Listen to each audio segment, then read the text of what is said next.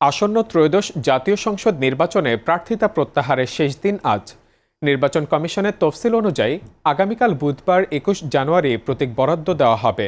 এর পরদিন ২২ জানুয়ারি থেকে প্রতিদ্বন্দ্বী প্রার্থীরা আনুষ্ঠানিকভাবে প্রচার প্রচারণা শুরু করতে পারবেন। ভোটগ্রহণ অনুষ্ঠিত হবে আগামী ১২ ফেব্রুয়ারি সকাল ৭:৩০ থেকে বিকাল ৪:৩০ পর্যন্ত। এই ভোটগ্রহণ চলবে বিরতিহীনভাবে।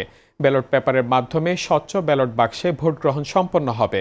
ইসির পরিপত্রে বলা হয়েছে, গণপ্রতিনিধিত্ব আদেশ ১৯৭২ অনুযায়ী বৈধভাবে মনোনীত কোনো প্রার্থী নির্ধারিত তারিখের মধ্যে নিজে বা ক্ষমতাপ্রাপ্ত প্রতিনিধির মাধ্যমে প্রার্থিতা প্রত্যাহার করতে পারবেন।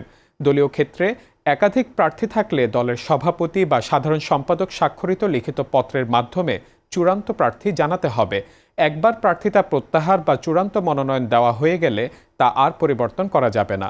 ইসির তথ্য অনুযায়ী ৩০০ আসনে জমা পড়া ২,৫৬৮টি মনোনয়নপত্রের মধ্যে আপিল শেষে বৈধ হয়েছে উল্লেখযোগ্য সংখ্যক আবেদন।